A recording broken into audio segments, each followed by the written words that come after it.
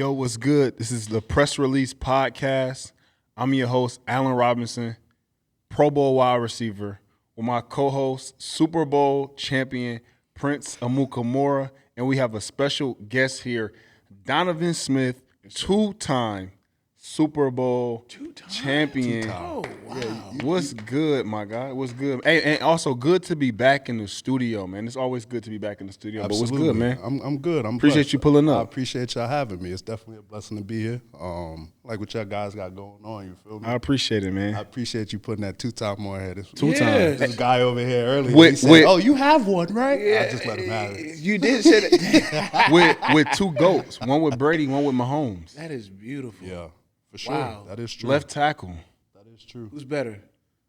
That's so wild. You're not about to do that to me. Did you have an answer? Let me ask you this then. Okay, let me ask you this. Mahomes. Dang, right to it. I'm just saying. Hey, that's how, hey. Mahomes does Mahomes possess? Does he possess the traits to be better than Brady? Is he ascending that way? 100%. Okay. 100%. Just being in the locker room with them too, seeing how they work, the amount of hours and what they dedicate to being, great. What they get out of their guys alone is, I think, the biggest thing. For sure. And anytime you could get a quarterback to get, all 53 from both sides of the ball, on the train, it's going to be good. So. And I mean, and I'll even say this, from being a person who played against y'all, practiced against y'all, listen, I ain't gonna say it. I will say, them joint practices, man. I used to cook up on Tampa, but as a person who's seen y'all both before and after, obviously y'all had the talent the entire time in Tampa, but as soon as Brady gets there, on the COVID year, not having OTAs, not having a real training camp, being able to come in year one and win a Super Bowl, I think that kind of speaks to, what you just were saying as far as bringing everybody together and so quickly. I mean, we seen videos of y'all, I don't know if it was everybody, but skill position practicing at a high school. Yeah. Wow. It's crazy. The fact that, when that happened, I remember vividly, I was in the backyard working out, and they was like, we're going to get Brady. And it was me, O.J. Howard, I think Ali Marpet, and a couple other guys, because, we were just getting it out the mud. I was like, yo, we're going to win the bowl this year. Because we knew the pieces we had, in the locker room, on the team. And everybody knew that. Jameis just went 30 for 30 the year before. Shout out to my guy, yeah, Jay but everybody knew Shout that. out That's to my Jameis. guy. That's no bad blood, no Yeah. bad words. and again, Anytime against my boy But Jay Boo. but I mean, that's even such a tough comparison. You're talking about, Brady. You know what I'm Exactly, saying? yeah, And it I wasn't mean, like, yeah. you know what I'm saying, like Brady's a guy who won 6 Super Bowls with another team. I don't think we have the same conversation if he's quote unquote replaced with somebody Exactly, else that's what I'm outside of saying. Brady. I was going to joke and say somebody, You get what I'm saying? but I'm not. Yeah, I mean, I agree, man. And again, seeing how y'all won and which the game. Also, you know what I'm saying, I also lost to Brady in the AFC Championship. You're talking about a guy who we had pretty much control over the game. And I want to say in the last 6 minutes or so in the game, we were up 10. Brady went maybe 13 of 14, 100-plus yards, 2 touchdowns. We got the ball back with 40 seconds to go or something like that. So seeing when you have a player that's that efficient and plays their best when their best is required, that's the difference. Yeah. Some people be at their best here and there. Some people be at their best, majority of the time. Right. He's at his best when his absolute best is required, and there's no replacement for that. And when you say they're getting the best out of you, are you saying you guys are on the bench and they're like, come on, I need you to block? Are they what are they doing? I mean, I think that's just the emotion and passion in it. There is some of that, but a lot of people get it misconstrued and think that they spazzing on people. Right. But you in a stadium of 70,000 people, you gotta yell. Yeah. But I mean, to get them on board, meaning before Brady got there, we ain't never really had run game meetings. He introduced and brought it to where not saying we didn't, but it was a players led, players only. We stayed after on a Friday, Fast Friday. Dudes trying to get up out of there. Yeah, he's like, nah, everybody else, skating up out of there. And then he's like, yo, we about to do the run game. Receivers, running backs, tight ends, so on and so forth. We all get in there. O-line, what you got here? What are you supposed to do? He's leading it like that? Yeah, what are you supposed to do? And we go through each position and sit there and talk about a play to figure out, like, where are we lacking? Where can we get better? But then just the whole concept of the play, everybody knows. Right. And I think that's so big because even some of the best teams that I've played on, like being in Detroit last year, when you're having those meetings and you're hearing things from Jared Goff, you know, and how that's going down, it's because he's going to be out there on the field. It's a little different. You know, so even if it's in the huddle, it might be a specific play where it's like, hey, remember, you know what I'm saying, like, air to split out a little bit on this. You know what I'm saying? It's small things and small details in which when you have those player-led meetings and player-driven meetings that go the longest of ways because you guys are the ones that's communicating on the field. And that's the biggest thing, though, because, like, respect to all the coaches and everything out there, but, like, we the ones that's out there. For sure. And we know what works and what don't work. Right. Like, you can draw this up on a piece of paper and you can say, okay, this is supposed to mesh here or this is supposed to do, like, but real time with who you have as a body running and all this other stuff, like, all right, like you said, tighten this up a little bit. Oh, split this out a little bit. Or just don't run this to, like, how they tell you, do it like this. Like, turn inside rather than outside. Like, little things that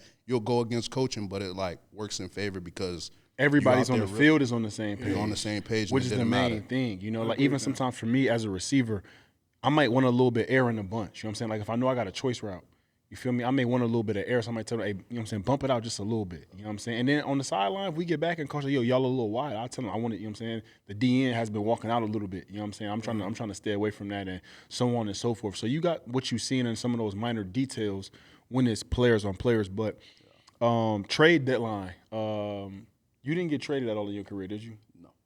And Prince said he didn't either. So we were talking about it the other day, but this morning, Jalen Phillips got traded to the Philadelphia Eagles in exchange for a 2026 third-round draft pick.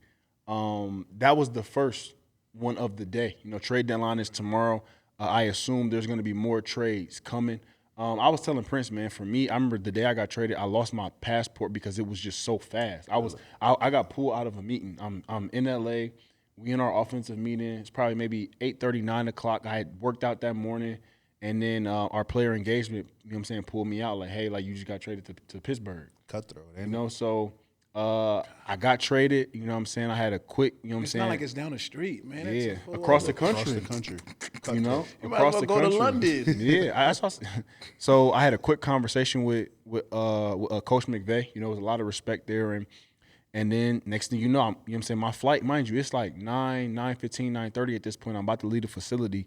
My flight is at like 12:30, 1 o'clock. LAX. Yeah. I'm deep in the valley. Yeah. You know what I'm saying? So I'm get home. I try to, you know what I'm saying, I pack a suitcase just with full essentials. Yeah. You know. What's your essentials? What do you mean? So at the time, I was with Adidas. Okay. You know what I'm saying? So shout out to Adidas. You know what I'm saying? They showed mad love. So whenever it came to, I go to any city. Right. You know what I'm saying? And grab what I need. So for me, my essentials was just, you know what I'm saying, my toiletry bag. Some underwear, some T-shirts, some polo tees.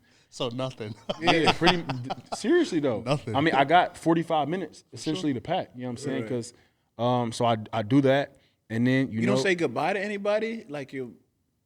I was just it was OTA time, so I was at the crib and everything. You know what I'm saying, by you. myself. So I just was there, solo. You know what I'm saying? OTAs had just started, right. And then the trade went through, and then you know, and I say that because you switching gears at the time. I had just broke my foot, so you switching gears with training staff. Yeah. You switching gears with everything. You know, with training staff, you got to trust. Yeah, again, you got to see what their mentality is and their approach to your. So the trade deadline, we always say, man, it's a beneficial time for a lot of teams and stuff like that, but you know, to the fans, it's also a lot going on. Right. You know what I'm saying? So sometimes in these trades, if something don't spark right away, you know what I'm saying? You got guys who are now away from their family, you know what I'm saying? All these different circumstances and situations. But that was the first of the day. Also, Philadelphia Eagles traded for Jair Alexander on Saturday.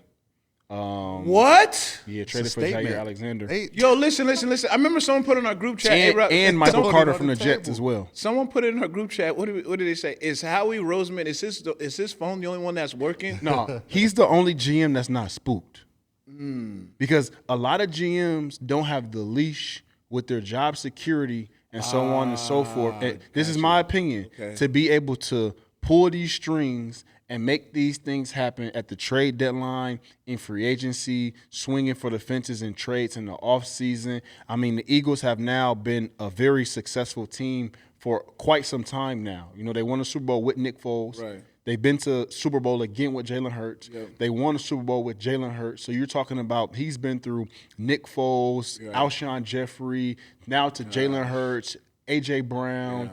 He had Darius Slay. Now they got Cooper DeJean and Quinyon Mitchell. Yeah, So and when you have that much leash, now when you look around the league, all these GMs is shook. Yeah.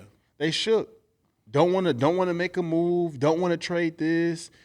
Offering super low ball offers. Yeah. That's what the league is, man. You got your GMs, your Howie Rosemans, your Les Sneads in LA. Yeah. He'll swing for the fences and make some big moves. Right. So you got some guys who will do that. But you got a lot of other guys, man, they shook. They shook. And that's why and they phones work too. Yeah. But they sitting there looking, no, we need that 7th round draft pick. For what? Right. For what? He gonna cut him anyway. Right. For what? Or when it comes time to pay him, you ain't gonna try to pay him. Yeah. You're gonna be, you was a 7th round draft pick. We was the only team that believed in you. All this other, so it's like when you see that across the league, what teams is making deals, what teams are not. It all makes sense. I look at it as you just got to strike while the iron's hot. 100%. You know what I'm saying? Because it's not going to always be there. Exactly, and like we all know, it's only a handful of teams that's really competing each and every year. So like, for I you don't to see have this consistently. I'm so glad another person came on as a player to say that, because I don't think people hear that enough. You got these fans at the house that every year they go into it. The regimes in their areas are saying, we winning now. We win. Man, Cowboy? You talking about Cowboys or who you talking? No, about? I wouldn't say. Put a name on it. No. I wouldn't say the Cowboys, and I wouldn't say the Cowboys because you don't think Cowboys fans think they're always going to be in it every year? That would be. I would say that's like the Browns. Like if they get give them a quarterback, you give them defense. Oh, we get I remember they had a bunch of defensive first rounders and all this. They was stacked, and then nothing. Oh, this is a year. No, yeah, you need more than that. You get what I'm saying? You need more than that, and you got to really understand and know. Even with Tampa, like you said, I've been from the lowest of lows to when it went high, and it took 7 years, 8 years. It's also funny being in Jacksonville because we used to be the last. I ain't know we was in a rebuild. Yeah. Man, my first and second year, bro. My first and second year, I get to the house, bro. Me and my homie Alan Hearns. Shout out to Alan Hearns. Me, Alan Hearns, Marquise Lee, man. We sitting there at somebody's crib or in the off season, bro, we know we not this bad, man. We got different people coming in, starting on defense, fresh off the couch. And then I remember putting it all together once I'm a veteran in the league. I said, bro, we wasn't trying to win. Because while you're going through it, you don't got time to really think about it. You really just trying to make sure you're young. You trying to prove your point, make sure you know what I'm saying? But I knew something wasn't right, bro. We had different people starting on defense every week my rookie year, bro. You talking about, this is the first time I didn't seen them on Tuesday or Wednesday. They starting on Sunday, fam. I knew something wasn't right. But again, when you a young player, you don't understand or see that, you know what I'm saying? And you do have some teams that may be going through something similar and then just super overachieve. You got a team like the New England Patriots. Right. You know what I'm saying? Not to say that they weren't in win now mode, but the expectation, you know what I'm saying? You have a person like Kyle Duggar, the safety, who's not really playing because they're maybe playing a younger guy, or you have certain pieces that they may have traded away, or you look at a team that may be building. And then you're like, are they really ready to win right now? And then sure enough, they do. Right. So you do have those situations as well. But it's always interesting because, like I said before, for me, it was so funny because looking back at it, my rookie year, I used to be sitting there, man. I think we was 0-6. I think we ended up winning our 7th game against Cleveland Browns. And I remember just seeing, man, the whole top deck of the stadium is tarped. I'm just like, bruh. He said tarped. Tarped. Bro, Tampa used to be the same way. We used to have to go silent count at home. And mind you, we went to Penn State. Yes. Silent count at home. Speak on that. That's so funny. Dallas Cowboys game. Oh, shoot. Giants game. Wow. Yeah, several games we used to have to go silent count. Yeah. Jackson Dart said they had a little bit of that this week. When the 49ers came to town. You was at the game? Yes, I was. It was crazy. 49ers fans travel From well. From what I heard, I think the stadium seats 88,500, but tickets that were sold were 88,900. So it was standing room only. Dang. It was wild. And it was a lot of 49ers fans? Oh, my gosh, yes. That's kind of surprising to be in New York. That's a far hike for 49ers fans. It is. It's like, where are you guys coming from? And if you're on the East Coast, how did you become a fan But 49ers though, 49ers had a crazy run. Yeah. What was that in the 80s For or a while, so they probably So got they Steve, acquired. Even when I was in LA, we played against the 49ers. Yeah. It's And ton of they fans. were always on TV back in the day. Yeah. So they have a very good fan base. Did y'all watch the game last night? Chiefs and Bills. Yeah. Bigger win for the Bills or bigger loss for the Chiefs? Who do you think that game impacted more? I want to say it could be both because the Patriots and Bills are fighting to win that division, but the Chiefs, I mean, the Broncos are on a nice little win streak, and they got the Chargers to worry about. So I would lean towards a bigger loss for the Chiefs just because if they're trying to accomplish what they're trying to accomplish and win their division. It's more tough for them because it's a 3-dog fight versus the AFC East, which is a 2-dog. And you brought up Denver. Do you still think that Denver's not a top 5 team? Correct. I will stand on that. I can name 5 You said teams. they're not? I can name 5 teams right now that would Name go them. ahead.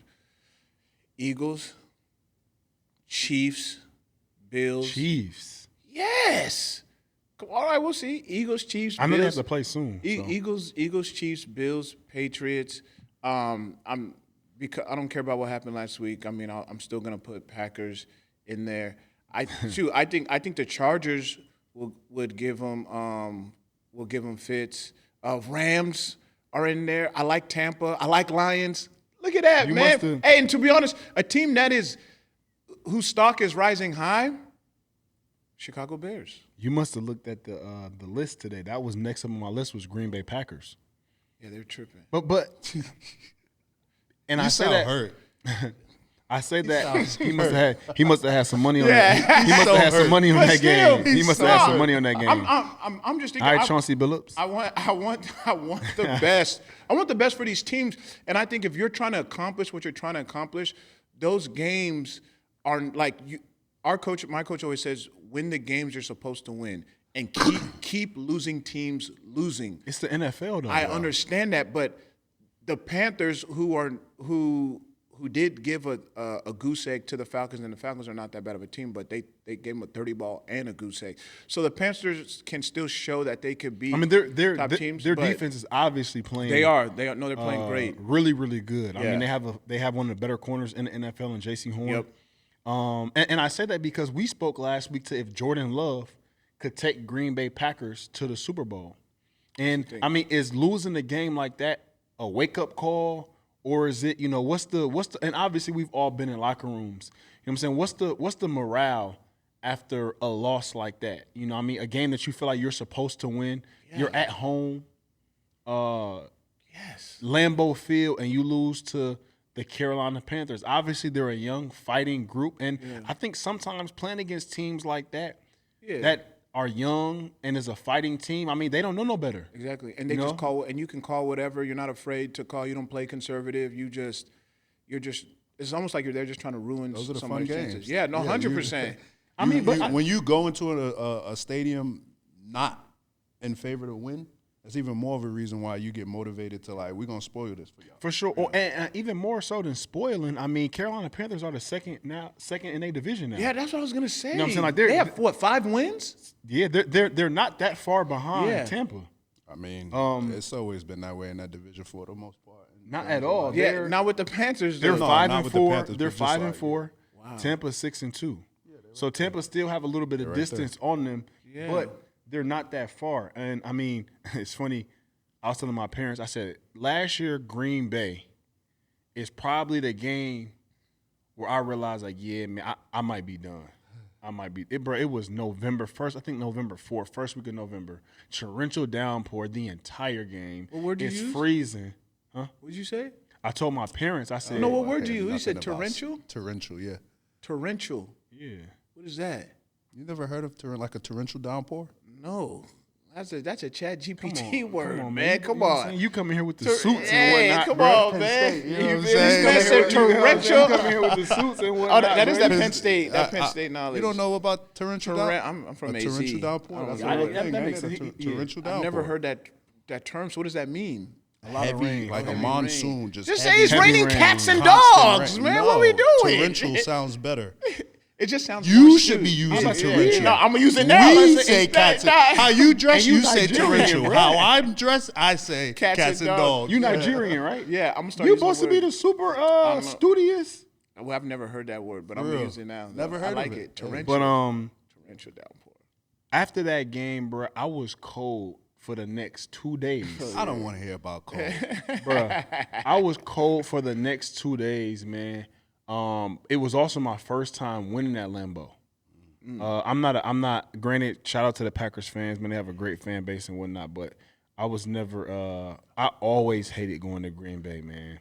The hotel. Oh my God, no food. The no, f- oh what is my that, God. apple? Hold on, no. Speak on the no food. When you say no food, what does that mean? No food. There's nothing that you can go out and get. What about the hotel food? How's You the got hotel the food? Lombardi Touching restaurant that. in there. Go check that out. How's the hotel food I though? don't even. I'm not even. Asuda. I'm not even trying. Bruh. Trash. And I will say this though. I will say this. I will say this. My first time playing in Lambeau was different than my last time because they did renovate that hotel Okay. that everybody See, stayed that's at. the thing. Is that the only hotel? So it is a little bit they nicer. stay in, Appleton? Yeah, it is a little bit nicer. But I remember when I first got there, man, they still had the Like a TVs Best that had the Western butt on them. almost. It looked like a Best Western. Yeah, they had the TVs that had the butt on had the them. butt on them. Yeah, bro. Oh, no. Nah, Yeah, for real, for the big body real. TV. Like, Yeah, wow. first time school playing at Lambeau. Dang, that's tough. We should have won that game too. That was the Khalil Mack Chicago yes, coming out party. We yes, should have won yes, that game. We was up maybe 21-6 or something at the half. And they ended up coming back beating Yeah, us. offense can score. But what's next? Another good one. Brock Purdy.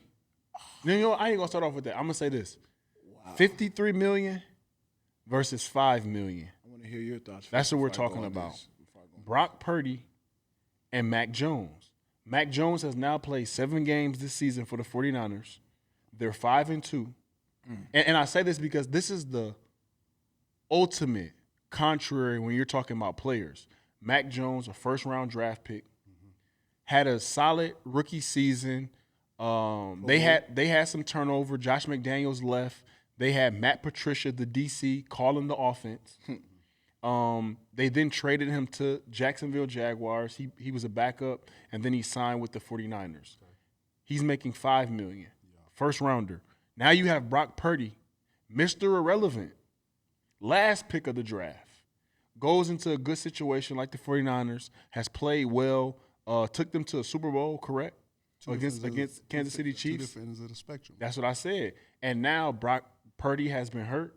Mac Jones has been playing. We know Kyle Shanahan can be the quarterback whisperer, if you will. We saw guys go there and kind of revitalize their career and confidence a little bit to then go other places and have some success.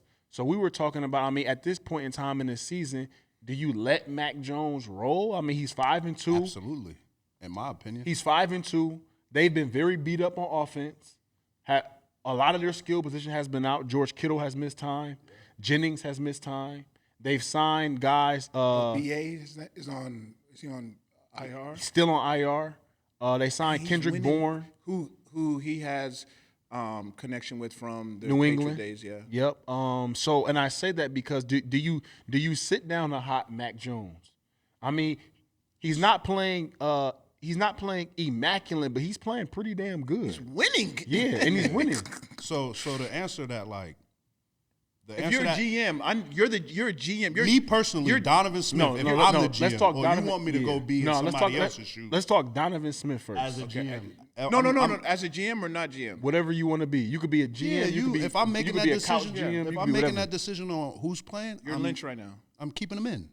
Don't broke what's fixed. I mean, don't fix what's broken. Or If it ain't broke, don't break if it. it ain't broke, don't fix it. You get what I'm There's that saying? Penn State talking For the you know what I'm saying? Why would you sit there and now you about to put him in here, mess up everything that you done built with receivers, timing, all this other stuff to adjust for him?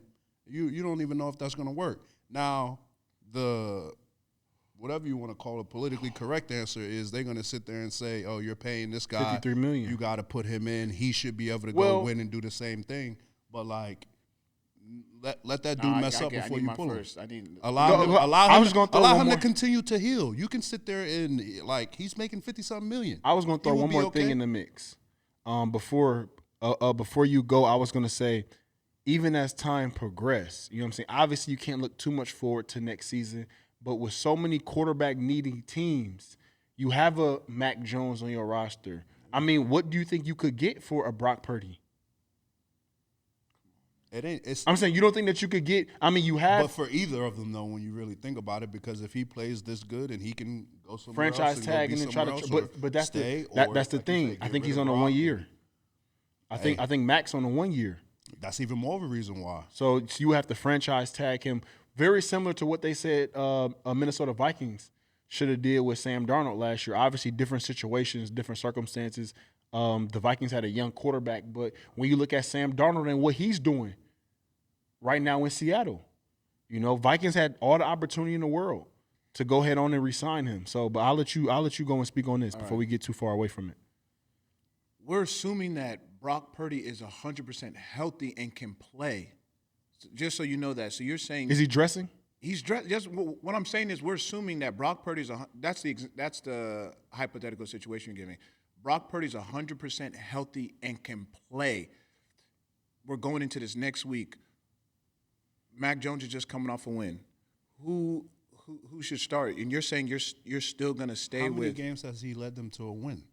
He's 5-2. Mac Jones this season is 5-2.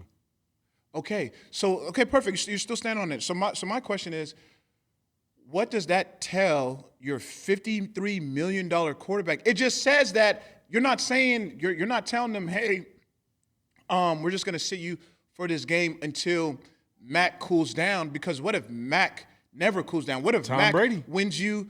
Okay, what if Mac wins you a Super Bowl? You're saying you're just going to trade Brock? It's a cutthroat league. You're not trading him after you paid him 1 year and you gave him this money. 182. Look at it, has 182 million guaranteed. There's no way. And if he doesn't, if he doesn't win the Super Bowl and say he has a great season, Mac has a great season and he doesn't win the Super Bowl, you're gonna go back to Mac. It's human nature. Mac's gonna look at you like there's no way that works. I think you have to play Mac as a GM. I have to play it because I paid that. You mean Brock? You mean Brock? Yes, my bad. I have to play Brock because I paid him, and the reason why I paid him is because of what you said before of what he's done, and I know what he's capable of. So you want. And I understand you said this is you assuming that he's 100% healthy. Yes, right? yeah, because that's that's going to happen. But you and I and everybody knows who plays football, who's coming back from an injury, that you gonna be working through some things. Right. Correct. Yeah. So when What's you his injury, take by the all way? of those, Turf toe.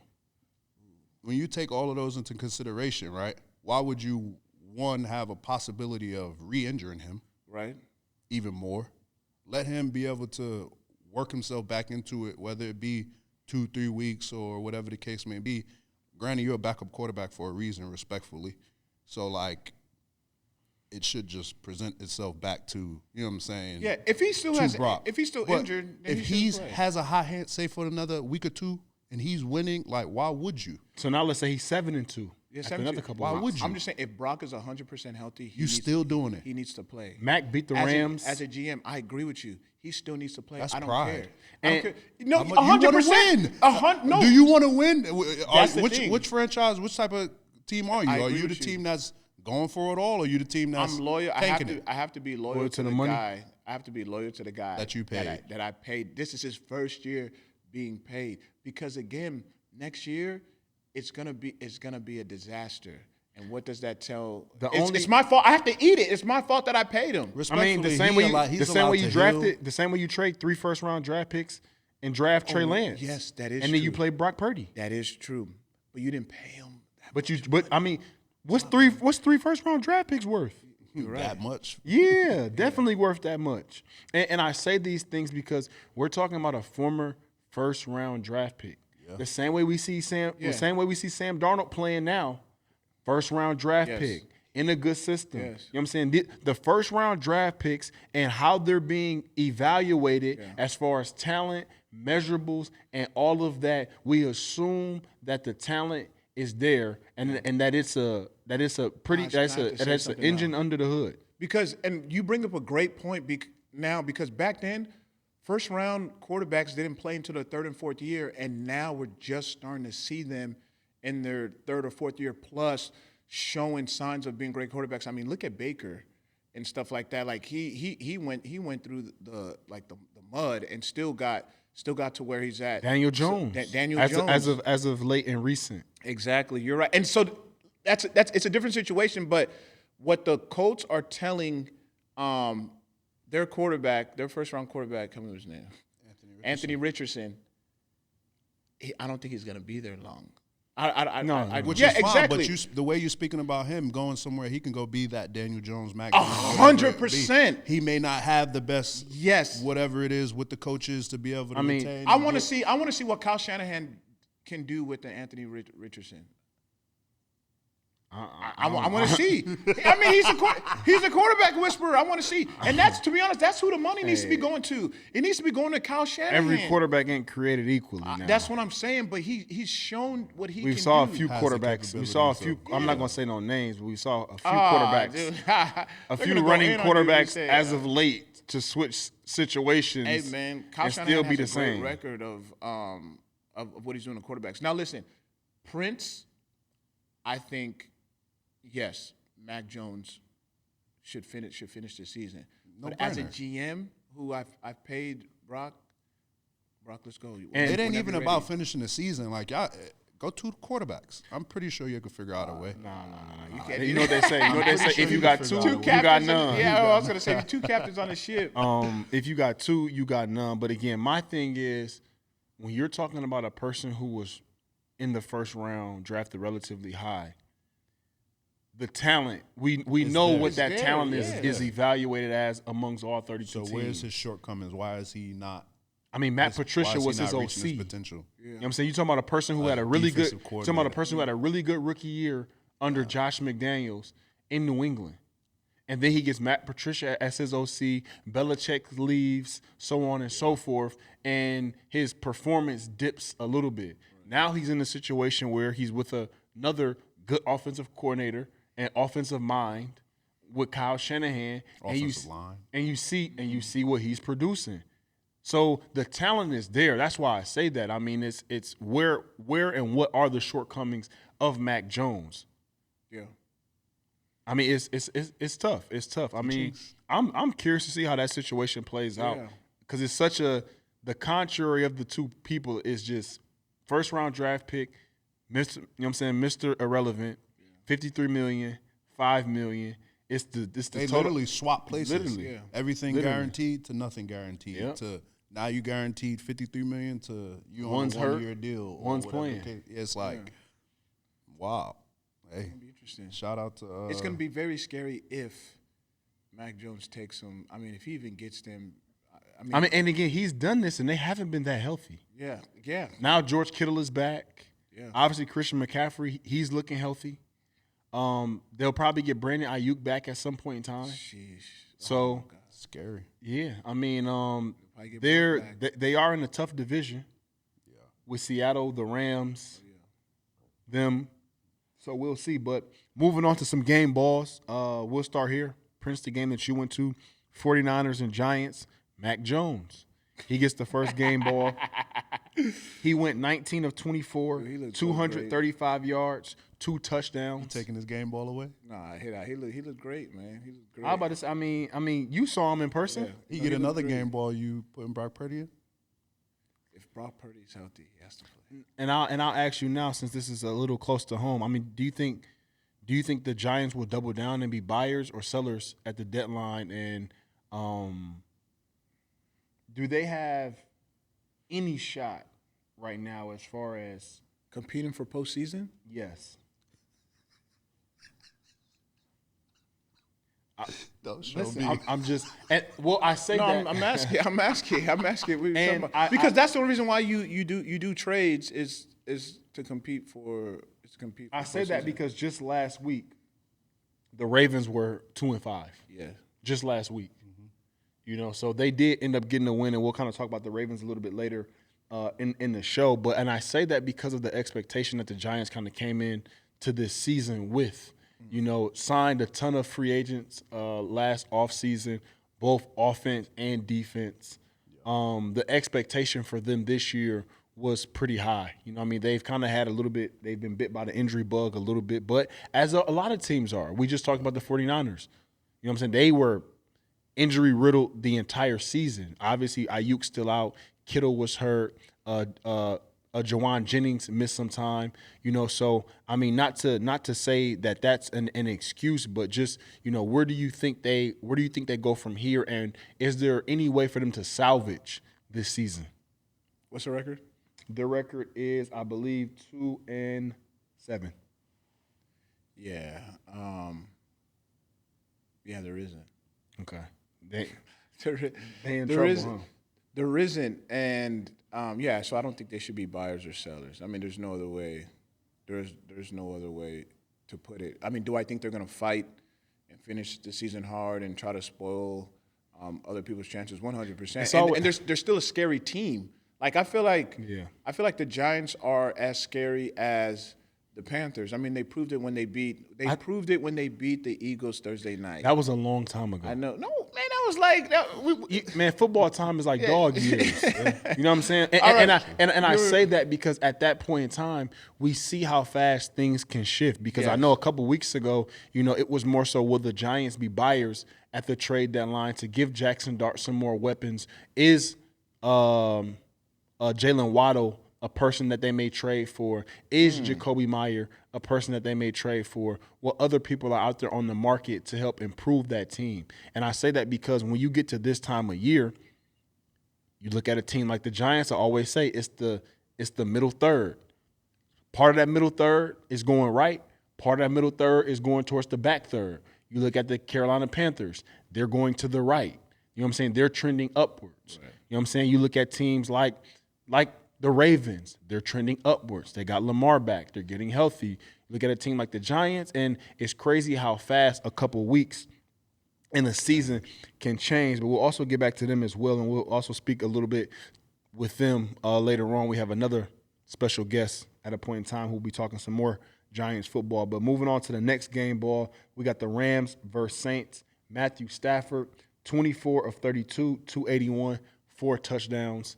The Rams are heating up, man, and it seems like this time of year is when they always start to heat up a little bit. It's funny, as I was looking through some of the game balls that we were giving out, very similar to the MVP award, man. I feel like it's just a quarterback award. I was trying to throw some other people in the mix. You watch football across the league. Is it any you got any O-lines that you would say? You know what I'm saying? Any of the hog mollies? And I say that because as a collective group, obviously you have big matchups coming each and every week. Like whoever the tackle was for the Colts, they lost their matchup.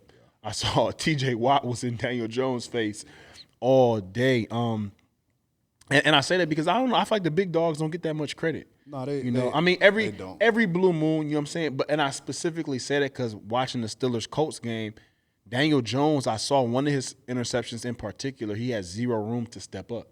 Yeah. And I don't think people factor in a lot of the offensive success based on how well the O-line is playing. Like we may give a quarterback the game ball, but how many times were they sacked, hit, impacted? And I try to mix it up because we were talking the other week. Do running backs have a shot to win the MVP? Saquon didn't get it last year, which I thought if it was any time for a running back to get it, it would have been last year. Jonathan Taylor's also having a phenomenal year this year. And we were saying, is there any chance, very similar to the game balls, of anybody else winning MVP? Obviously, the O-linemen aren't, but this year Deion Dawk, they made that O-line award. They came out with it that they're gonna give an award to the best O-lineman this year. At the end of the season? Yeah. Oh, word. He lobbied for it. That's what's up. And whatnot. So that's pretty good. Cause O-lineman getting some love, man, as they should. The unsung heroes, you feel me? But like you said, just any of those like accolades and stats and all of that, I put on my back too. I feel you. Quarterback, as you should. Running back, like I put that on my back too because like you sat there and said, like just as important for them to have a clean pocket and be able to put the ball on the money and all this other stuff. Like, you need that clean pocket. So, like, you really not doing that on your own. granted, you do have some people who can run for their life and, you know, scramble and make plays and, you know, extend and do all of that other stuff. But for the most part, like, your O-line is what gives you that comfort and ability to be back there. And most games are won in the trenches. 100%. I mean, if we're keeping it a buck, you know, it's hard to, you know, you can't get the ball to the receivers without winning that trench battle. You know what I'm saying? It's only up run lanes and it's all only of so that, many running for running quick game backs. passes that you can throw. Same way on defense. If you're allowing the trenches to be dominated in the run game and different places like that, it's hard to be able to get stops and to get teams into those third and long situations where you can do what most defenses are built to do, and that's rush and cover. Yeah, for sure. You want to see you want to see a lot of teams being in those situations of must-pass situations. Whenever I think of must-pass situations, I think of Brian Flores' defenses. You know, when you 3rd and 9, 3rd and 8, 3rd and 9, 3rd and 10, you do not want to be going against a Flores group. But next up on the list, they're back in the win column now. That's back-to-back wins with the Ravens. Lamar Jackson was back this week. He went 18. He's our game ball winner for that game. Lamar Jackson is going. He went 18 of 23. 204 yards and 4 touchdowns on the day as they beat up on the Dolphins. Welcome back. Hey man, I remember when we talked about it. You said Lamar's coming back. I said, yeah, I know, Allen, but he's active, but is he going to be 100%? What you think? We answered it. You said Lamar said he's 100%. Yes. Man, could just one of the best. Just got to make sure. On the other side of that game, the Dolphins, they just recently parted ways with their general manager. Yeah. Our boy is the interim GM, Champ Kelly. Yes sir. We had some time with him at Chicago. They're looking to be sellers at the trade deadline. They just traded Jalen Phillips, their outside linebacker, to the Eagles, like we spoke to earlier. They said that they have been receiving calls and that they're open to trading Minkah Fitzpatrick, another name to look out for at the trade deadline. He's such a great player. Yeah, and I'm curious to see, you know, if anybody ends up pulling the trigger. I know we've talked about. You said Max Crosby is a guy that you thought would be on the list to possibly be traded. So I would say right now, amongst both of us, you know, some of the top names that we're looking to see if they end up getting traded or dealt would be. He said Max Crosby. Obviously, we just heard Minkah Fitzpatrick that they'd be open to trading him. Jacoby Meyer, the receiver in Vegas. Trey Hendrickson, now that the Cincinnati Bengals just suffered another loss. We're also going to speak to that game a little bit. So those are 4 of the bigger names where I'm curious to see. You know, I feel like around this time you hear a lot of rumors about people may getting traded, but some of those big names don't end up getting dealt.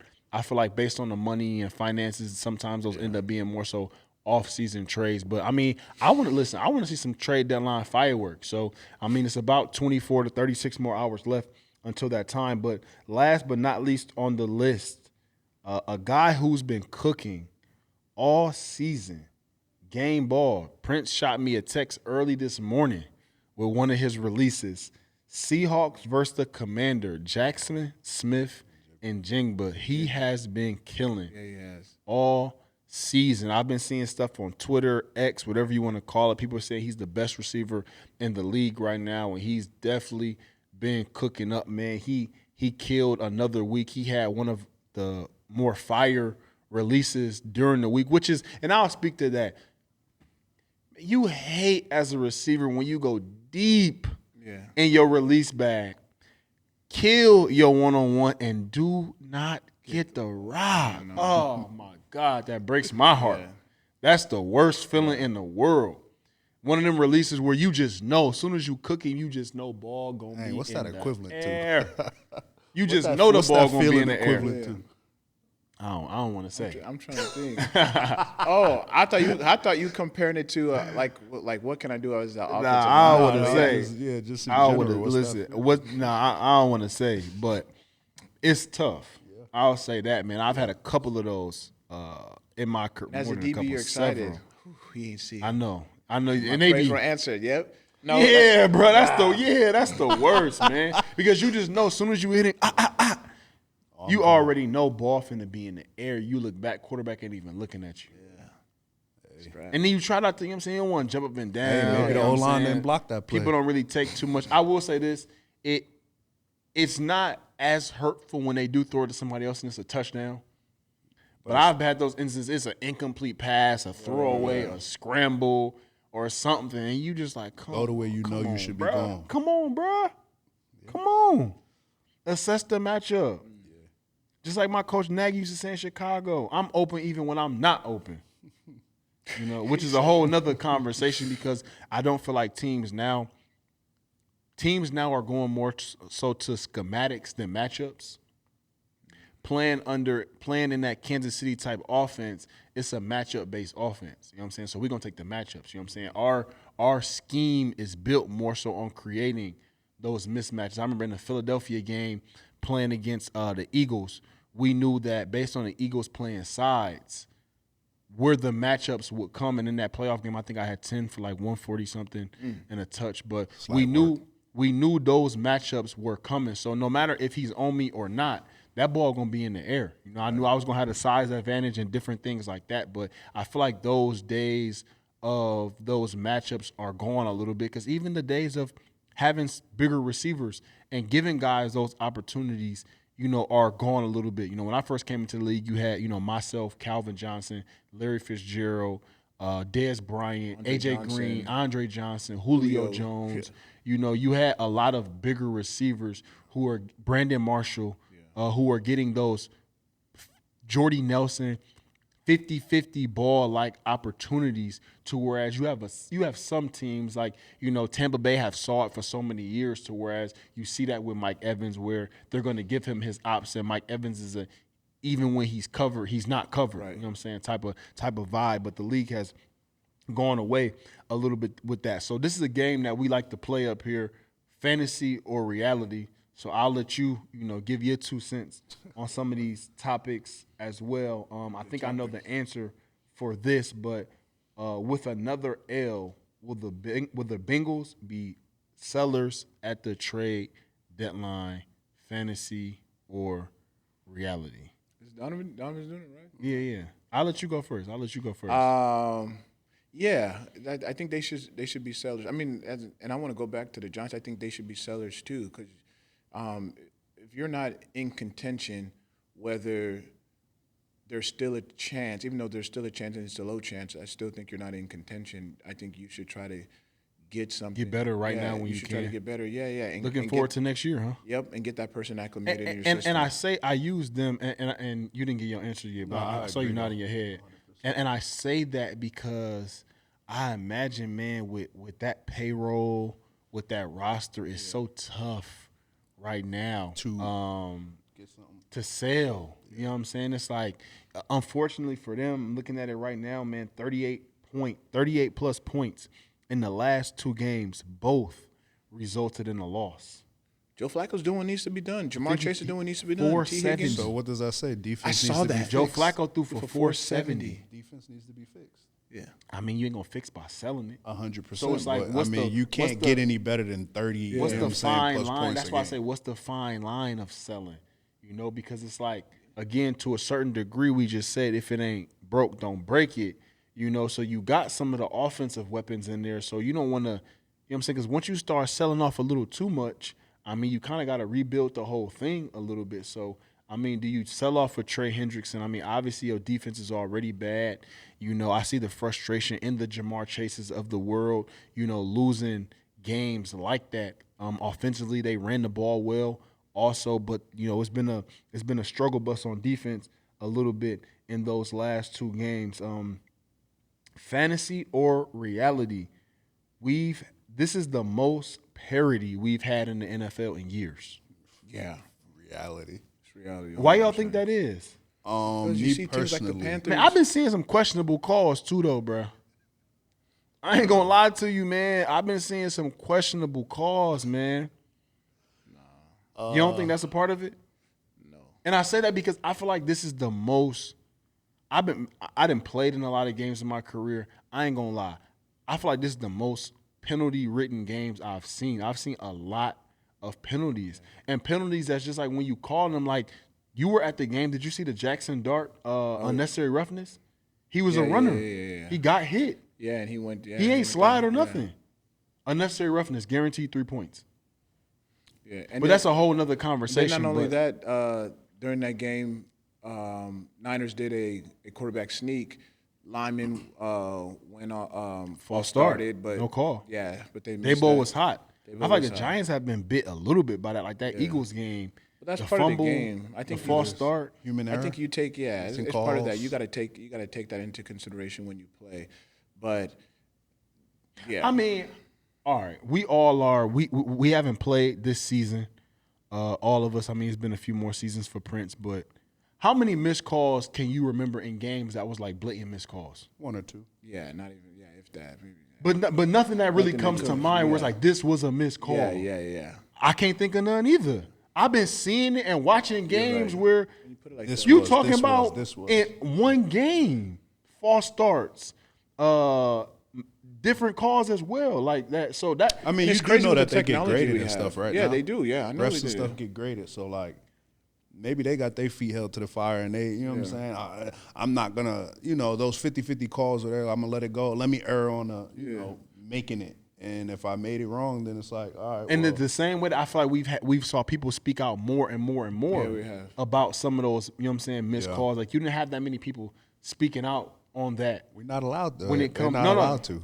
which is what we're not allowed to. But like I said before, I don't think it was even that many that were exactly. But now it's every. exactly. No, you're right, and we know that as we know going into Saturday meetings night before the game, the coach says, hey. This crew calls the most. I remember they said this crew calls the most DPI, and A-Rod would look at me, Prince, hey, or whatever, and so, or he'll tell us this group calls the least DPI. So so then you our be coach able will to say, get hey, away. so DBs get handsy and stuff like that. They're calling the least DPI. So I think it depends on the crew, and coaches would. But now you're talking about procedure, a ton of procedure calls and non-calls. You know, you're talking about unnecessary roughness because those calls cost you games. are at the person's discretion. Yeah. You know, like it was another sack in another game. I want to say Lions game. Jack Campbell got a sack. I mean, clearly tried to let up and not put his weight. He put his hands down first and everything. Unnecessary I roughness. actually think I saw like a chop block on one play. The running back slipped. Running back Oh slipped. yes, and he got chewed out. He by got the chewed out. coach. Yeah, he said, slipped, "What and do it you was like mean?" 2 or 3 yards to the next guy made contact, and Yes. then they called that.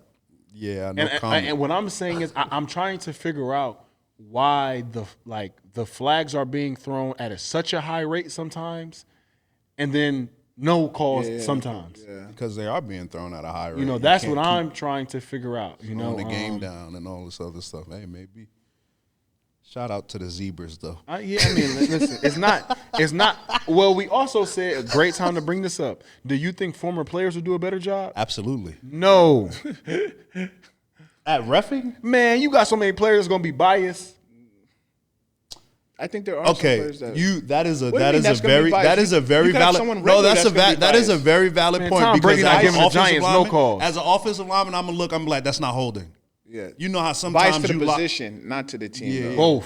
Both. You could say this about these lawyers I and know- teachers. You I don't know- think that I know- they grown up being a Midwest guy, grown up being a Kansas City Chiefs fan. You don't think he's gonna? Hey, on. I ain't say they couldn't. But why would you think that they're is better than ours? No, I'm not saying their knowledge is. I He's agree saying with that he A-Rod. feel like they're Unbiased. No. a little I'm saying bit they're going to be biased. morally uncompromised. Yes. Yeah. You can't But compromise. you're right them. about the position part. Position if you see part, a D for sure. lineman, you're going to be biased. Offensive lineman. But like, I nah. also think that would help you because you know as a player what the rules are and how you're supposed to be played and what you're taught. You get what I'm saying? Listen, so I can sit there and I can say and know like, oh, this is not holding. I can see that the defensive lineman is like slipping and the offensive lineman is finishing him.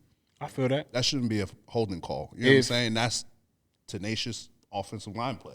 If Adrian Amos was a ref, the Jets is not getting no calls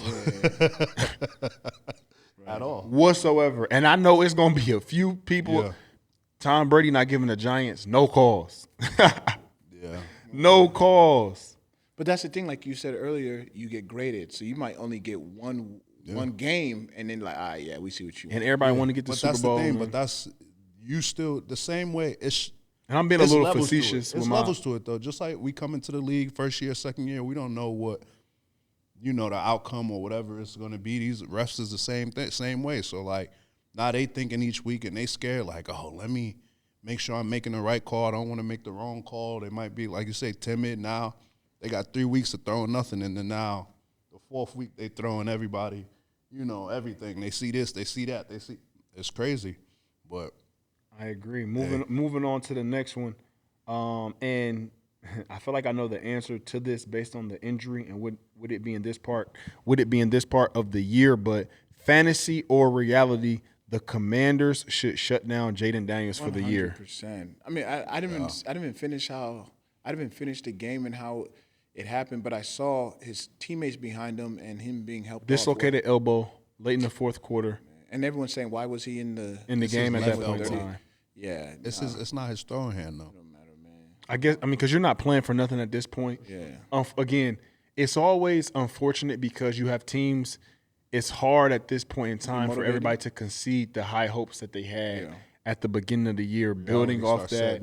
Reality starts setting in. I would say in the beginning it starts off as like a team thing, the beginning of the season. Then towards the end, it's like, all right, I got to make it to this Pro Bowl. I'm trying to get these incentives and stuff like that. Reality kind of set in earlier for them. Obviously they had the contract situation with Terry. He was out this past week. Probably going to be out next week as well. Commanders play against the Lions. Shut him down. Why would you do that? Wasn't he a first-round pick? Who's their backup? Marcus Mariota. Yeah, Marcus Mariota. He was a first-round pick too, right? Yeah. I mean, but at the end of the day, for them, they're sitting at second to last in their division. They're 3-6. So I mean, you aren't playing for. So Marcus Mariota playing good, and he gets them to wherever they need to go. Stop it. Then Jaden Daniels come back. Thank you. Come back. Thank you for your he's healthy. services. Do you put him back? Or Thank you for your services, Marcus Mariota. We greatly appreciate them. Daniel's a different kind of beast. I mean, thank you. We saw it with the Eagles and Nick Foles. Who was their guy? Hey, I'm just. Who was their guy after? No, being serious. Who was their guy? Who after Foles won the championship against Brady? Carson Wentz. Thank you. Where's Carson Wentz? Thank you. Did they end up going back to Nick Foles? Yes, They and he did beat go. us because Carson was hurt. Nick Foles wasn't the guy. Nick Foles took him there. I'm just saying. No, Nick Foles won the ship for sure. them. Who ultimately eventually being faded to black in that situation? Carson, because of injury though, not Nick because Foles ain't fade to black. Nick Foles signed a lucrative deal in Jacksonville. he signed an okay deal. An okay deal. What's lucrative? Very lucrative. Man, come on, he signed an okay deal. Man, shout out to my dog Nick Foles, man. I don't want to put. I'm saying lucrative is like 40, 50 million, 30 million. Lucrative at that time for him. I think he only got like 20 something or was in teens per year. Let's look at what he says. 4 years, 88. 22. This is 2019. 4 years, 88 million. Show me what included the top, 50 million guaranteed Tell me what the top with a guy max was, value of 102. Tell me what the top guy was getting that year in 2022. Come on, just get it. It was 2019. 2019. I would have to go look it up a little bit further. But I mean, I would say that that's a pretty nice contract in 2019. I mean, guys weren't making over 40 in 2019. Guys were making like high 30s, but what I'm saying that it's not a bad. That's what I said. It's not a bad deal. I mean, he'd have probably been in the top. And that's 2019. I would say top 10. Top and who 15. was their quarterback at the Eagles? It was still Carson. Yeah, and then they end up going with Jalen Hurts. Yes, but what I'm saying is that could ultimately in that situation, Jacksonville end up playing with because Foles broke his collarbone. Yes, and then they end up riding out with Gardner Minshew. Yes, and then trading Nick Foles to Chicago. Yes, and then look what happened. And my guy Nick Foles used to, throw me that pill. Oh, I'm sure he did. That's what I out my love dog. about backup Shout out quarterbacks. my dog Nick Foles. They Backup gonna find quarterback. their best receiver and go. Man, why would you not it's so rely funny. on your Hey, best hey, receiver? it's so funny. Bro. Somebody asked me what was the game, and I couldn't name the game. I was doing some stuff with BetMGM. Shout out to BetMGM. I was doing some stuff with them last week, and they was asking me what game did I have the most targets in. Chicago versus Tampa Bay, 16 targets. We beat y'all at the crib. I told y'all we would. Y'all had Brady then too. This thing. I can't say that. Hey man, and shout out This to dude on the sideline, like, yeah. You were like that? Y'all don't It was can't more. see him No, I'm being saying, like it's just that. towards, like- and for the record, it was a "I told you so" bet. But What no. Hold That on. was the first What'd time you we see? played. That was when y'all had Jameis because we smacked y'all. A-Rob, what did you see for you to think they still had solid corners? They had the dude who's at. We was a good team. I know, but they still had solid corners. They had Carlton Tampa? Davis, Carlton Davis and who else? Jamel Dean. Jamel Dean, Dean. yeah. So what did you like? What do you mean? How'd you know? I mean, come on, fam. We had Akeem Hicks, Khalil Mack, This Roquan. was 2019. This was COVID year 2020. You was with us in 2020, wasn't was you? not. We lost y'all that For- year? COVID year 20. Y'all You was lost with a us in lot of people that 2020. year. Super Bowl year? No, Yes. that's the Super Bowl year. Y'all we lost a won. lot of people that year. Y'all lost like 7 times. Y'all got in with 9-7. Y'all lost to the Saints. y'all, Remember the though. Saints beat y'all twice, I think, during the season, and then y'all played them a third time and y'all won. Damn, now I'm gonna have to start thinking about this. Hold on. We beat y'all. Y'all fam. lost I like was supposed to 7 get. times. I was supposed to get Brady jersey But what? I still ain't got that moment. because man, You you know know I how got it, Brady. right? Nah, because we beat. You got it? How? From New England. I got got a story about that, I got an too. A-Rod Ah, joint, that's but crazy. we beat. I need we that. beat him. Man, Brady was straight to the locker room with it. Oh, You know, Brady lost to Foles a couple times. yeah. So, but he was straight to the locker room That's the with it. thing. We lost in Chicago, and he stayed out there. That's why I kind of looked at the loss like, man, we lost. Man, look at this guy, bro. How he looked at losses. He got a jersey. That loss is gonna fade away in the wind. That Brady jersey, I already got offered $500,000 for it, real? and I'm never giving it up. No, Never giving it up. It's like a piece of artwork, right? Yeah, it really is. think it's like to me, it's like having Michael Jordan, a signed Michael Jordan game jersey. I know. So, what's the A-Rod jersey like? Hey, matter of It's fact, up there. A-Rod thing, I think, is the best quarterback to ever play. Tom Brady, I need it Hey, me too. for my man cave. And go ahead and setting up. sign 2 of them, man. Every quarterback I block for is going up there. You know what I'm saying? My Super Bowl. Oh yeah, you joint. should get it easy. That's Like easy. I need it. Yeah, Patty Mahomes. You didn't I get you a need it Pat too. one? No, You was Hey, tripping, yeah, bro. I see. This is the thing You was about too me. busy Though. living in the moment, man. I do live in the moment. feel I'm you. 100% in the moment. Well, see, What I'm gonna do is I walked up to the door. I'm like, hey, let me get your jersey after the season or whatever it might be. Yeah, I got you. You give me Them another locker time, cleanouts. once or twice, and then outside of that, if I don't get it, I'm not about to keep like. Well, I'm and I'm different. glad you actually brought that up because in the NFL, you don't really get so many opportunities to just live in the moment. You don't. You know, it's so quick. You know That's what I'm what I'm saying? I saying. mean, like as far as you have a successful year or whatever the case may be, you saw AJ Brown them post after the Super Bowl. They were on to the next year. You know what I'm saying? I mean, wild. it's really week to week, year to year. I mean, it's like that. You can only live in the moment for so long. You know what I'm saying? If you have Joe Flacco just threw for 470 on Sunday. He's playing again next year, by the way. Today is Monday. You say he's what? He's game planning and watching film Tuesday. Yeah. Oh yeah. I think Flacco and A-Rod are gonna play again next year. And A-Rod, I think A-Rod plays one more. even if he wins this Super Bowl this year, I think he plays one more. A-Rod needs to go to the Browns. If he wins the Super Bowl, no. Go where? the Browns. No, he do not, bro. Put him with the Browns. Give him a receiver. They got to. No. so what? So you don't like Shador? Don't get me started. I can't like what I haven't seen. You didn't see Respectfully. Him, you didn't see him at Colorado. I mean, yeah, I have, but there's still some things as a quarterback that I don't like him as a. What don't you? Offensive lineman. Speak So on you that. you like Dylan better than him right now? Speak on that. I never said that. Okay. Do you We just talk do you about think he should Shador. start? Do you I think he should never start? said Do you think he anything should about- start? They should I put him think in. he should have an opportunity to start right now. Yes. Speak on what you Absolutely. don't like as a. He don't like because his man's flashy does. and he has more ice than him. He don't like that. Hey, So, He hey, must hey, not. No, let me stop. Talk your trash. Talk your trash. I just think that as an offensive lineman, when you look at a quarterback, like you want them to know what they're doing prior to the play. So like I understand like thinking and adjustments and stuff got to happen on the fly, but like there's too much like looking, Improv. and, improv and waiting. Like even when you sitting there trying to extend the play, the worst thing is like, why are you sitting here as a quarterback trying to shake out 3-4 dudes and you ain't even got it like that? Like, just go down and live Get for the the next ball out your play. hands, You know what you're I'm saying? Throw the ball away, throw it in the dirt, throw it out of bounds. Just take the sack, live the play. You know what I'm saying? Like certain things to where like it'll end up hurting you more. Because now you think you got to do more than what you're supposed to do. You're not trusting in the O-line and all of this. And it's like, yeah, no, I'm okay with that. So Tom Brady, you knew he was going to be in one spot. Pat, you knew he was going to hit a spot, and if something shake, you knew he could be able to get out. But Pat got that, you know what I'm saying? Like you said. He got that. Yeah. You know, he got get you that out of improv he bag, get you out like- of situations, but good situations, and know how to, like, he's smart with it. You know what I'm saying? To where, like. I mean, Pat kind of changed the game, though, in my opinion. Because I feel like people who kind of played like him, it was frowned upon.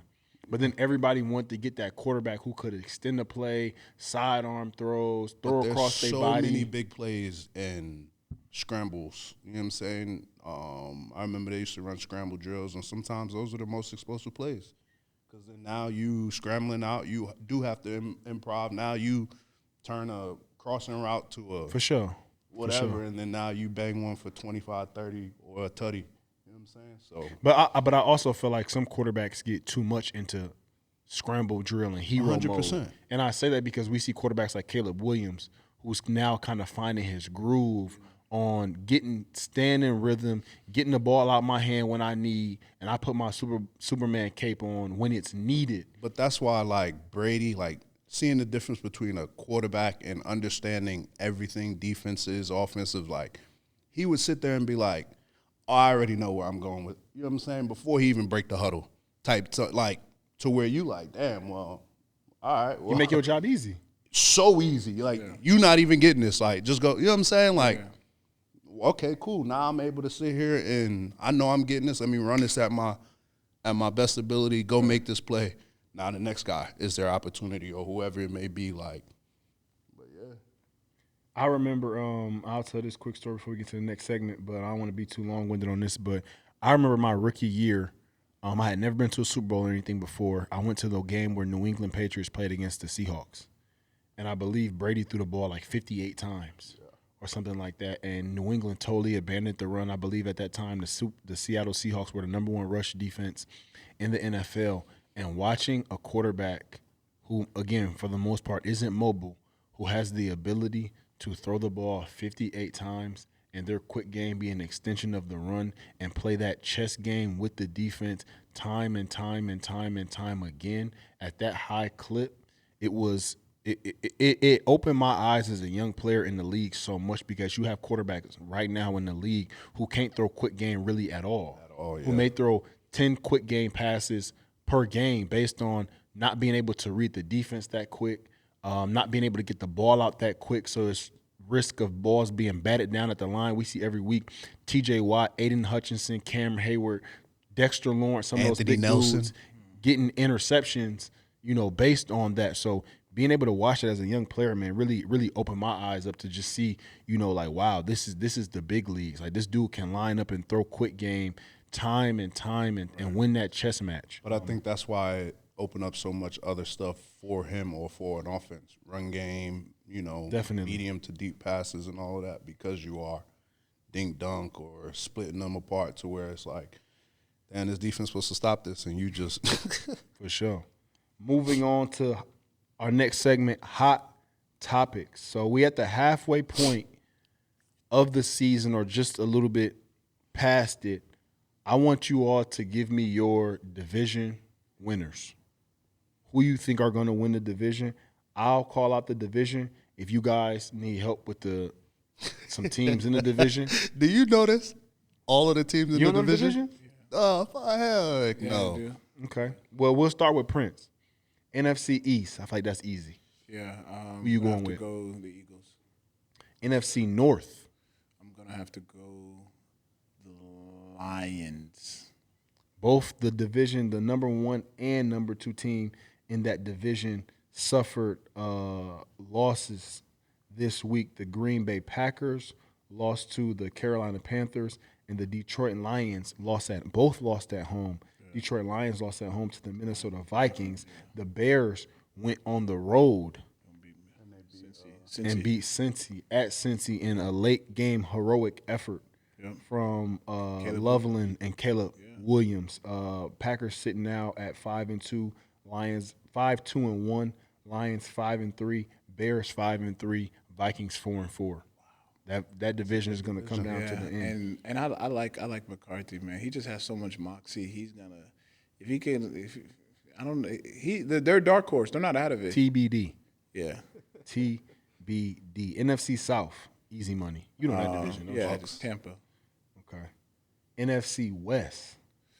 I'm going LA. That division right there. Seahawks right now are in first, I believe, based on tiebreaker. Seahawks sitting at 6-2. Rams are sitting at 6-2, and the 49ers are third in that division, sitting at 6-3. And I believe the Rams 49ers play this week, so that will be a big game for both of those teams. Moving to the AFC East. I'll go Patriots. I'm gonna stick with them. I'm going Patriots. Patriots beat They already Buffalo beat this year, Buffalo. correct? Yeah. I'm going Patriots. So they got the one up. They're 7-2. Buffalo is 6-2. So you got the Patriots winning that division. Yeah. Are the Patriots the team to beat in the AFC right now? No. Who is?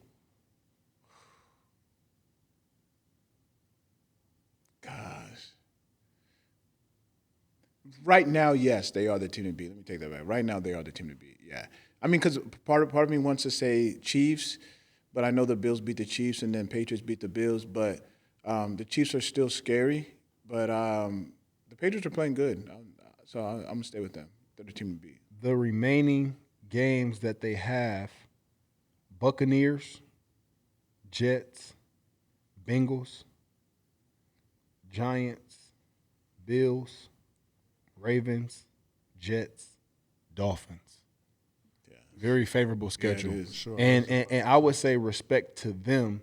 Mike Vrabel teams normally win the game that they're supposed to win. The Patriot win. Defensive-minded coach, tough coach. Those teams typically win the games that they're supposed to win. AFC North. Who you got? I mean, Steelers. I got Steelers. Yeah, the Steelers. Steelers. Isn't Ravens are in there.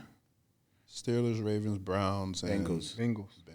Steelers. Steelers sitting at That was a 5-3. great win against the Big win. over the Ravens. Big win. No. Colts. No. I'm talking about I got in the that Steelers over division. the. Yeah. That was a big win for the Colts. Yeah. I mean, excuse me, for the Pittsburgh Steelers, yeah. especially with the Ravens being a team that's obviously getting back healthy and relatively close on their heels. You said Steelers. Now the Ravens remaining schedule: Vikings, Browns, Jets, Bengals, Steelers, Bengals, Patriots, Packers, Steelers. Man. Yeah, they can win a lot of them. Definitely win a lot of winnable games. I mean, it's so funny because whenever you look at just kind of whatever perspective you want to look at it from, a lot of these teams have kind of favorable schedules. You know what I'm saying? But again, it's just the lens that you're looking at it out of. You know, I mean, because it's the NFL. Again, we just saw the Carolina Panthers beat the Packers in the game that we didn't think would go that way. But moving on to the AFC South. I mean, I would say that. No, it's Indy for sure. For sure. Indy for sure. Indy for sure. I mean, especially without knowing the status of C.J. Stroud. And I'm glad that you bring that up because we also something that was the talk of the offseason. We spoke about it early in our podcast journey, episodes 1 and 2. Down there in Duval County, Travis Hunter. It didn't come out what exactly his knee injury was, but he had a knee injury. They put him on IR. They said there's a chance of him being done for the season. And I say that because there was a lot of speculation on him being able to stay healthy, playing offensive defense, and being able and getting that volume of snaps. And he hasn't really suffered any injury like that, I'm assuming. When he was in college, I believe he had a shoulder injury like AC or something like that. So From that late hit against Colorado State. So, and I say that because do you think this kind of changes the mindset as this season progresses going into next season as far as if he should specify a specific position or continue to do that? Do you think this changes that conversation at all for him, for the team, from the pundits? How do you view that, and how do you view now, based on, let's say hypothetically he is done for the season, for that high of draft pick, what kind of season would you say that he had this year? I think he had a solid season. I mean, he made some plays on defense. I think a lot of people like myself would have loved to have seen him travel with the team's best player just so we can kind of see like what type of corner is he. So put him on. I think there was a time they played Cincy, so let's see him one-on-one with Jamar Chase. That they played the Rams in London. All right, let's see him one-on-one. He had some good reps against Devontae Adams. Okay. Where would you lean towards now? If you had to pick one, or if you had to say which one, if you were in the front office and you were like, I want to lean on playing him more on this side, if not full time, which side of the ball would you lean more towards, based on what you've seen so far this year? So my answer changed. At first, it was corner before even seeing him do anything in the league, and then now I think just because I've seen him have more big plays on offense. I think that's kind of easy though. When I say that's easy, meaning like you can dial up big plays. That's what I'm saying on offense. You know what I'm saying? Like defense, like Gus Bradley used to say, you got to make them, and sometimes they come in bunches. Yeah. You know, and those bunches of defensive plays could have been later in the season. Right. You know, it's just it's hard to predict. That's why I said, because I just seen some more of him just have success on offense. When I say success, I'm meaning like, you know, just like I said, having those big plays. Like I didn't see him get a pick. Did he get a pick this year? I don't think he did. I haven't seen him get a pick. But then in London, he got a big touchdown. And I also say that because, I mean, it's already hard enough getting picks on defense, especially when you're not playing full time. Exactly.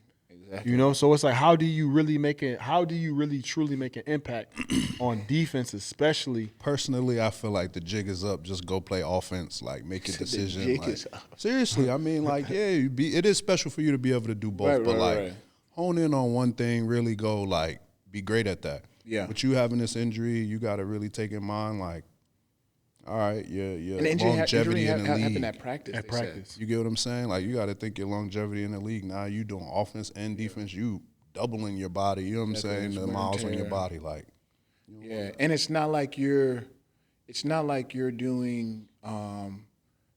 I don't know. It's not like, I don't even know how to compare it, but it's not like you're a center on offense and then you're a long snapper on special. For sure. It's like, you're offense and defense. And that's, for me personally, I said that, you know, if he was comfortable with it, let's say hypothetically I did want to play him on defense and I wanted to get the ball in his hands more, I would have him return punts. Yeah. I mean, very similar. I would almost give him the Dion blueprint. Very similar to that. I mean, sparingly, a couple plays on offense, you know what I'm saying, but be our punt returner. You know, we can try to get the ball in your hands that way, you know. But moving on so we could get the last pick for this, which I don't know what you're going to lead toward on this one. AFC West. I would go gosh, it's so tough. I mean, I have to go with Chiefs. I got to stay Chiefs. Smart man. Yeah, I got to stay. It's hard to go against them. Yeah. And I haven't seen any. I try to go with the Chiefs are best quarterback, best coach, and the most consistent team. Chiefs are 5-4 right now. Broncos are 7-2. Chargers are 6-3. The remaining Chiefs schedule goes Broncos this upcoming week, Colts the following week, Cowboys, Texans, Chargers, Titans, Broncos, Raiders. So, I mean, hold on. Say it again. I think you said Broncos 3 times. Broncos, Colts, Cowboys, Texans, Chargers, Titans, Broncos, Raiders. Yeah, it's fair. So, I mean, I mean, the only tough games I can see is maybe Colts, Broncos, Colts, the Chargers. Fact that they still got those 2 Bronco games. Yeah. Like that alone would put them over the Broncos. They beat them. You got Broncos, Chargers, and Colts. Yeah. As far as just, you know, teams that have better records than you, that you're playing. 2 of those being a team that are better than you in that division, and then 1 is the conference leader with the Indianapolis Colts. Moving on, kicking woes continue in Atlanta. I can relate to that. The double doink still haunts me to this day. But earlier they had what's the kicker name? Wu. Yeah, he's not there anymore. He's not there, and then they brought the other kicker on, and he missed a kick early in the season, and then he missed the extra point to tie the game up this past game. So the kicking woes continue, and I say that because, man, when when you make a decision like that and release your kicker who's been the kicker for you for some time, and then you release him, you better be right. When you had that next guy come in, and that next guy has cost them a couple games himself. So, and I mean, listen, man, got to call a spade a spade. It is what it is at that point for them. But I mean, they're sitting at third in the division, 3-5.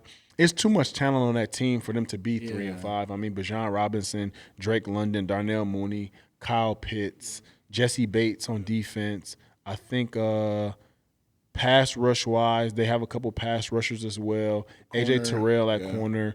So they have a very talented team. And to be sitting at third in the division, I would say is underachieving for them, especially coming off last year. They were like middle of the road, and they wanted to take the big step this year, and that just hasn't happened. Any games that y'all can think of where y'all lost? I mean, we were in that same double doink game, and that was brutal. I mean, but I feel like kickers are still like the Young Ho Koo is his name. Yeah, but the kicker from Jacksonville. Hey, what you laughing at, bro? The kicker from Jacksonville. I mean, he had a big kicking game. That was the next thing I was going to say. On the other side of the coin, you have Jacksonville record-breaking kick, I believe, like 68. 68, but he did 70 in preseason. In preseason, 68. Yeah, and so I feel like First of all, what you think that's about? Who was kicking 70-yard field goals? oh, so what the thing is They changed the ball. didn't They they? changed it because they can like buff the. You know what I'm saying? Like they can prep the ball rather than the balls being just ready to go on game day in years prior. Now you get to prep, so like you can prep the kicking ball to be how you prep the field. It affects how you play on defense because now before it used to be like, hey, don't let them get to the 30 or 35. Now it's like, man, don't let them get to the 40 or 50. Yeah. I mean, but I'll also say going back to that, what's up with all these defenses allowing the late game heroics? Like I said before, I haven't saw that. Just off the top of my head, I think about the Cowboys letting the Giants. They scored the touchdown to take the lead. Then the Giants end up letting them get down in field goal range. The Giants end up letting the Broncos get in field goal range off a couple plays through a dagger concept and through a fade to Cortland Sutton. And then also now you have into the Bears game. 25 seconds left. Bears don't have no timeouts. I want to say they're at their 35 or 40-yard line, maybe a little bit further back than that. Touchdown for the game. Yeah. What's going on with the defense? I think if you have to talk to D coordinators and secondaries out there, because that's ultimately who it falls on. We've talked about, are you dropping 8? Are you bringing pressure? What are you doing? It's a combination of coaching, execution, and just poor tackling. Like, I mean, in the Cincy versus Bears game, I think they probably were in cover 2. Loveland just runs like a deep slant, and the linebacker and the safety both hit just no wraps. I mean, but even if he makes a tackle, they in field goal range. Right. But you know what I'm saying? Field goal beats you. I agree, but still, you can still – I mean, they're in field goal range for a field goal try. The field goal doesn't necessarily go in. Too. But you still get a chance, and you get him down versus he goes and scores a touchdown and stuff like that. But, yeah, and that's why I say it's a combination of the coaches calling the calls – and the execution is just like I'm pressuring if it's me. Why not? You got to live off of that. I'm pressuring. Make them get the ball out. Yes. It's on y'all to tackle. 100%. But we have to allow them to get this ball out. Yeah. We can't allow a quarterback to throw a 20-yard, 25-yard dagger, 25-yard short post or whatever Loveland caught. We can't allow that. I agree with I've saw it so many times this season, and you would think on some of the situational football or situational Saturdays that teams kind of go through with some of their teams in the meeting room, showing some of these clips to see them happen again for teams to get, whether if it's in field goal range or in range to win the game and then win off of poor tackling. I mean, I'm a bit surprised because it's been a lot of that this year, I would say. And moving on, last but not least, do we feel the same as we did last week about the Indianapolis Colts? They're starting. I don't know. Someone else get this one. I don't know. It's just that because I was so high on them. Like I think they lost. I think their only loss was to the Rams, and then you lose to the Steelers. I just feel like yes, any given Sunday, any team could beat you, but with how good that you guys have been playing the Colts, I feel like they had no business losing that game. I think the Steelers were a bad matchup for the Colts. Obviously, you don't control their matchups, but being in that locker room, being and understanding the talk, first and foremost, are you familiar with what a hug blitz is? Yes, Hug like blitz. I would assume you're blitzing. Oh, is it like you blitz, but if someone comes out, you grab them? The running Running back. back, yeah. As soon as being able to get the run game going, as soon as the play action starts, as soon as that quarterback turns his back, that linebacker is hugging the back and he's blitzing. They want to muddy up that pocket and play action pass as much as possible. If your dude stay into blitz, hug. Yeah. I remember being on offense, the receivers. Stays into block. What do you mean? We used to be on the sideline yelling. As soon as we see that play action, hug, hug, hug. We know they're blitzing. Right. I remember playing against the Rams in L.A. So play action, the quarterback turned his back. Them dudes are hugging fast. Terminology. It's just add-ons. Yeah. I mean, that's just a term that you know they that use I've probably. and a term that stuck with me and just how I was best able to Because I'm kind like, hug? What? That's a hug blitz. I'm trying yeah. to So really, off of play action. So you're talking about tight end blocking, running back who gets the fake got if the he's man blocking. and you- If yeah. it's a H back or another tight end that's blocking, they're trying to run two. That cover 3 match, whatever, will turn into cover 3-0. Yeah. Quickly. It's awesome. Quickly. It's like Saw. Yeah. It's like Saw. It's like saying Will Blitz. You know what I'm saying? That's Saw, correct? Agree, yeah. Come on, bruh. Come on, bruh. You gotta know. Come on, man. You I was know just this, talking bro. about splits and stuff. Yeah, You could do man. it. You You could be feel an me? offensive 74, lineman. 75 protection. He could be offensive. 64, 65 protection. Backside of 3x1. Will weak safety. 200? Sight adjust. You know, 200 jet. Jet, of course, bruh. What's 200? Come on, man. What's the difference between 200 and 2? Right and left. No, 200 Oh, and 202? 2. I want to say it has to do with the number of people. I want to say one is with a back and one is without the back, I believe. Nah. It's not? Short game. Short with it, like, Short play action, just short. Like 200 jet, like, you know, it's a 3-step drop. got you. And 2 is 2 jet is just a regular drop 5 to 7, whatever Okay, it might be. You know, it's a deeper, just little play action. You know, you say less. do little different things. Prince's picks. You got any for us this week? Not this week. Did you put any last weekend? You were talking in a couple weeks. You were saying Penn State, Nebraska. Will that be on your list of parlays? Or are you too afraid What you of wanna that? do? Or are you too afraid of that being? You know, you should get like a nice little Nittany Lion suit. When we win, you got to come in here and you got to wear that joint. Well, we were And going, then now, Well, we have Nebraska been planning. win. Nah, that's the Cornhusker. Yeah, what Nebraska Cornhuskers, man, we diminished. Oh my God, that song. Nah, you know what? I gotta see. I gotta see what Latif looks like. I mean, That's the backup quarterback. yeah, that's the backup. Yeah. You don't trust in Rule? Blind know- faith. A lot of trust in Rule. However, I just got to see. What Also, Latif- shout out to the Nebraska Cornhuskers, man, for giving Matt Rule that extension. Oh, 100%. Us over here at the Blue and Ears. Clap it up, bro. Us I over mean, here at the sorry Blue for and you White. guys. I know y'all still looking for y'all's coach Hey, you can hire Allen Robinson for head coach. Head coach, No. Too much alum. time. You know what I'm Too saying? much time, man. Too Hey, much we time. could get the Super Six up there. Just hey, listen, have your The Super people. Six. My price, Call my my price people. tag will be a little too high. Head coach, or you could even get Bill Belton, and we'll be the. Who's the Super Six? Don't just He said it. research Hey. research Yeah, it. Research you it. can look it up, but Research it. it's a Research little it. crew, you know, that step through State College, Pennsylvania. Myself, Donovan Smith, Kyle Carter, Deion Barnes, Adrian Amos, Bill Belton. Very, very, very All guys that you know touched the foundational, league. pivotal pieces. Came in same freshman recruiting class. Got you. Oh wow.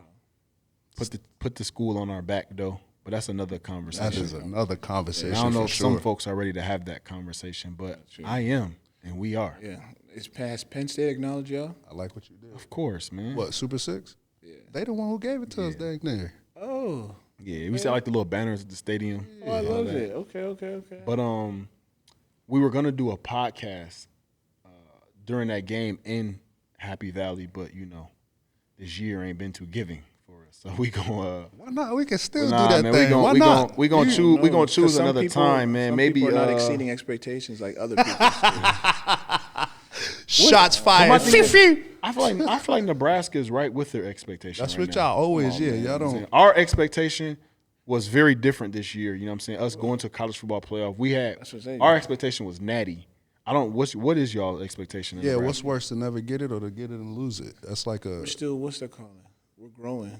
I've been growing for years. You sound like Matt Rule. We'll get in there. Yeah, I've been growing. Not to get say, in not there. to say, I mean, not to obviously- say we don't want to win right now, but Everybody wants to get into college playoffs, but I feel like you got to take a step first. Like, I think. are y'all taking How many that step? steps are y'all taking though? I Taking we're- baby steps. I think we right there. We right there. We right there. I mean, now with our quarterback out, we have to see what it Y'all looks like. tiptoeing. Yeah. Tiptoeing through them cornfields. I mean, but we kind of know what bowl game. What about y'all? Y'all don't know yet? Yeah, that's what I'm saying. We already know. We do. We already know what's going on. get that to you. We know what this year has been for us. I give it Hey, to what you. is this? Hey, Rob, what are these kids doing? What is this? I don't know what that is. Man. I don't know. You tell me. You know all the TikTok Nah, dances. I and don't all know. that. Bro, I don't know what this is, man. I just seen people doing that. A damn 6'7". Little kids can't even talk. You don't even know how to say that. What? My daughter said that the other day randomly. I'm like, don't say it again. Don't even know what it means. I'm gonna go to my guaranteed picks for the week. This is a tough week, man. Atlanta it? Falcons, Colts. Colts gonna win that. That's one that I have been eyeing. I mean, but I say this, man. Atlanta is the most up and down roller coaster team. More than Carolina?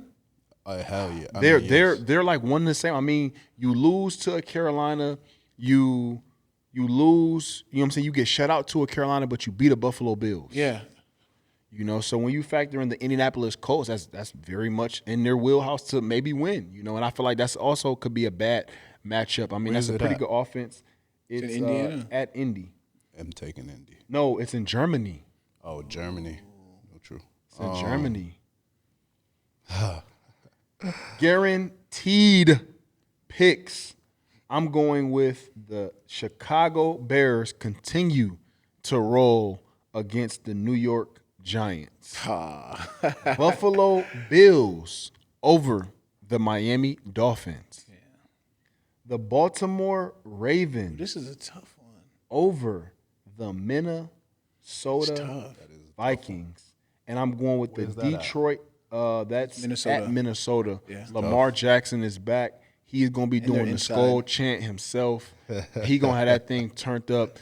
I'll say this, for a place to play away game, Minnesota's fun. Yeah, it is. Minnesota's fun. I feel like maybe early in my career, but once I got to Chicago and on, I don't think I lost in Minnesota. Maybe once, actually. I think maybe I don't really count this year. My franchise tag year, that was a whole, you know what I'm saying? I don't know if I count that year. Yeah, as now that you think about it, Minnesota is it's fun. fun, man. It's a fun place That's up to play. there with like New Orleans, Kansas City. Kansas City. They got all them chants. You be like, what's that? About to go on.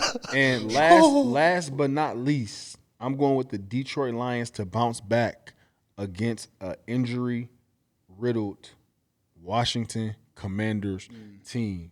And again, that's the start of the guaranteed picks. If y'all want to get a nice little foundation to build y'all parlays, like this past weekend as well, I caught the Dodgers game about the third or fourth inning. Dodgers are down 3-0. You know, it's a few different ways that you can throw some games into the mix to create a nice little list of parlays to get those odds heavily in your favor to win you some good money. Last on the agenda before we get out of here is bad teams raising ticket prices. What y'all think about that? Tell me about this. This is new. New York Jets. What are they doing? I saw the New York Jets raise their ticket prices. That their Trying ticket to get prices their money back that that they their ticket losing. prices for next year will be rising. Wow. How you feel about that? I mean, it's not good. As a Now that losing you're, team? I'm saying no. Now that you're A fan, a fan yeah.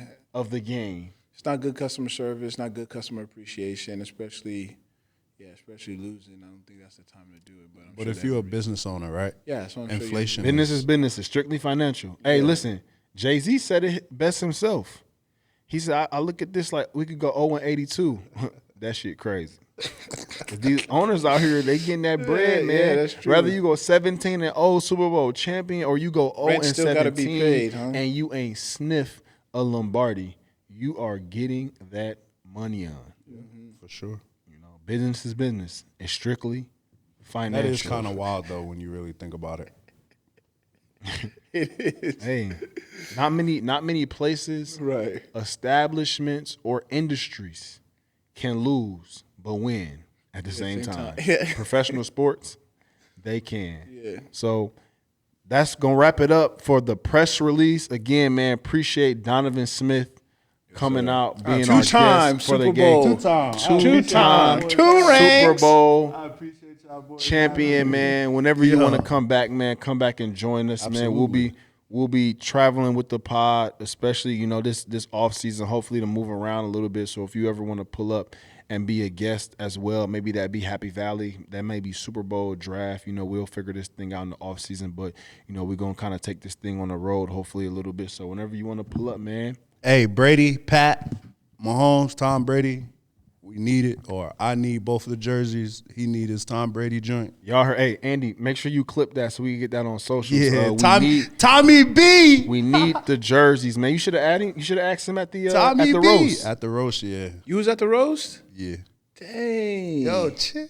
Dang, that's love. Conflicts. But this is the press release podcast. Until next time, we'll have another special guest on our next episode coming to you soon.